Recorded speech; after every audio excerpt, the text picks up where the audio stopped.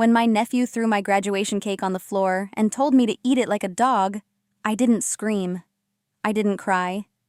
I just stood there, staring at the shattered pieces of cake spread across the tiles, feeling something inside me go completely quiet.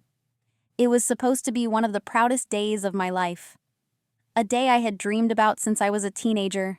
But instead, I found myself looking at the mess, wondering how a celebration turned into something so painful. What happened next changed my family in ways none of us expected. My name is Sophia, and I grew up being the youngest in my family. The quiet one, the one everyone thought would figure life out eventually. My older sister, Melissa, always had a strong personality. She became a mother very young, and her son, Tyler, is now 16. He's loud, overconfident, and acts like the world owes him something. I never blamed him for that. Kids learn from the environment around them, and Melissa always excused his behavior. She loved him endlessly, maybe too much. She called it protecting him. People outside the family called it spoiling him. As for me, life never moved in a straight line. I didn't finish college at the right age. I worked to support myself, restarted school later, and struggled through sleepless nights. But I kept going, quietly, slowly, with stubborn determination. When I finally reached my graduation day, I wanted a simple celebration, just a small cake, some family, and a peaceful memory to keep. I thought that was reasonable, but I was wrong. The graduation ceremony was beautiful. My parents hugged me. My older brother squeezed my hand proudly. And even though Melissa didn't attend because Tyler had a school activity, she promised they'd be there for the small celebration afterward. They arrived late. Tyler walked in first, headphones around his neck, chewing gum with loud, careless popping. He didn't even look at me. Melissa hugged me, but it felt rushed. Her eyes were on her phone half the time. I told myself to ignore it. Today mattered too much to let little things pull me down. The cake sat on the kitchen counter. A simple white one with soft blue frosting that said, "Congratulations, Sophia." It wasn't extravagant. It wasn't expensive, but it meant something to me. Everyone gathered around. We were taking photos and laughing softly. Except Tyler. He kept making comments like, "This is so boring. Can I go now? Why are we celebrating this?" I kept my smile. He was 16. Teenagers roll their eyes at everything. But then he crossed a line. While I was opening a small gift from my parents, Tyler walked past me and stuck his hand into the side of the cake, pushing his fingers straight into the frosting. A gasp filled the room. My heart dropped. Melissa sighed. "Tyler, don't do that. That's your aunt's cake." But she didn't stop him. She didn't take his hand away. She didn't raise her voice. My brother stepped closer. "Kid, cut it out." Before anyone else could react, Tyler shoved the entire cake off the counter in one deliberate motion. It hit the floor with a dull, heartbreaking thud.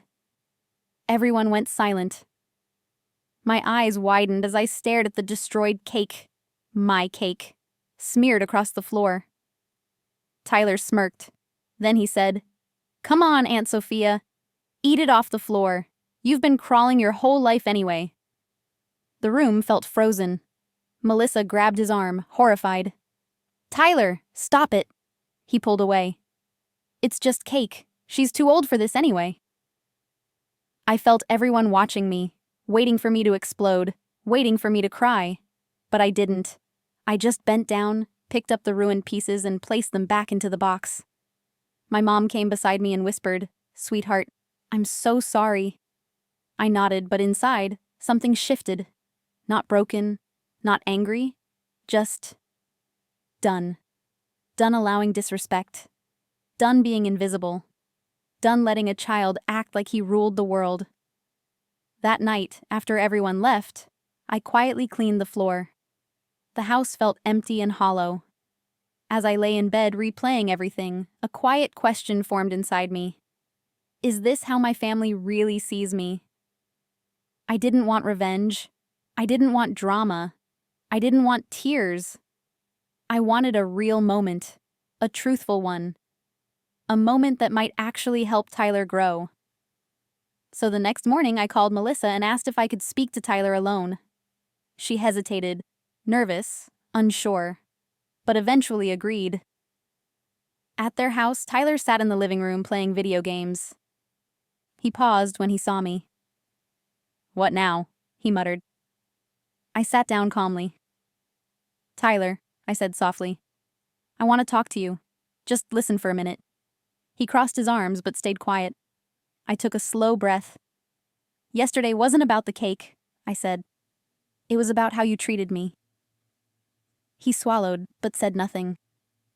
"I know you're still young," I continued. "I know you don't always think before you act. But telling me to eat something off the floor, that wasn't a joke. That was cruelty." He shifted uncomfortably. "When I was your age," I said, "I didn't think I would ever finish school. I didn't feel confident. I didn't believe in myself. But I worked hard. I pushed myself. That graduation meant a lot to me." He looked down at his hands. "And what you did, it hurt. Not because of the cake, but because of the message behind it." His face softened just a little. "I'm not angry at you," I said. "I'm sad for you." He blinked, confused. "Sad for me?" "Yes," I whispered. "Because you're growing up thinking it's okay to treat people badly. You're growing up without understanding respect. And the real world, it won't accept that. It will push back. Hard." He stared at the floor quietly. "I don't want you to learn that lesson the painful way," I said gently. For a moment, he didn't speak. And then, in the softest voice I'd ever heard from him, he said, I'm sorry, Aunt Sophia." It wasn't dramatic. It wasn't emotional. But it was honest. And that was enough.